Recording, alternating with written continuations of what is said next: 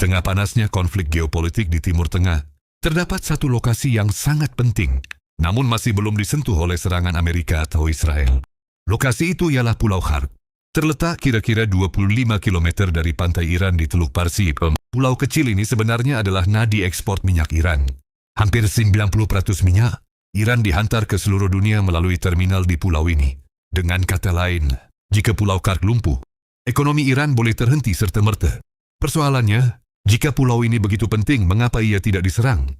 Secara logik ketenteraan, memusnahkan kemudahan minyak di Pulau Khark akan memberi tekanan ekonomi yang sangat besar kepada Iran. Pendapatan minyak itulah yang dipercayai membiayai operasi tentera, pembangunan senjata dan gaji anggota tentera. Namun sehingga hari ini, pulau itu masih berdiri tanpa serangan besar. Ada desas-desus terbaru mengatakan, Amerika mungkin mempertimbangkan menghantar pasukan komando khas ke pulau ini. Alasannya, kononnya terdapat uranium yang sudah diproses disimpan di sana. Tetapi ramai penganalisis berpendapat teori itu agak tidak logik. Jika benar uranium strategik disimpan di situ, Iran sebenarnya sedang meletakkan aset paling berbahaya di kawasan yang mudah diserang. Seolah-olah menembak kaki sendiri. Jadi apakah sebab sebenar Pulau Khark masih tidak disentuh?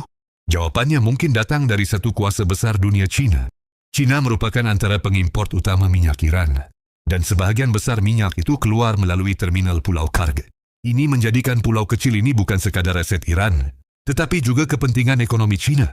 Setakat ini China hanya terlibat secara tidak langsung, membekalkan teknologi, senjata dan data risikan kepada Iran.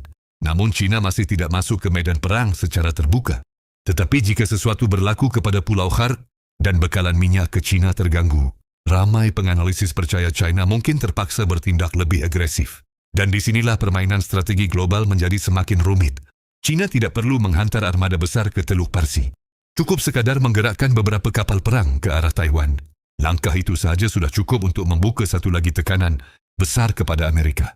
Bayangkan situasinya, Amerika sudah terikat dengan konflik di Timur Tengah. Kemudian secara tiba-tiba, satu lagi krisis muncul di Asia Timur.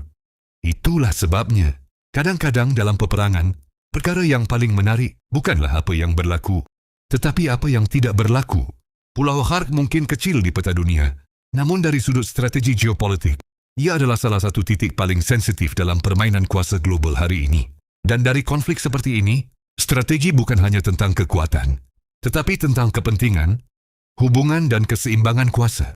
Kerana dalam dunia geopolitik, satu pulau kecil pun boleh menentukan arah permainan dunia.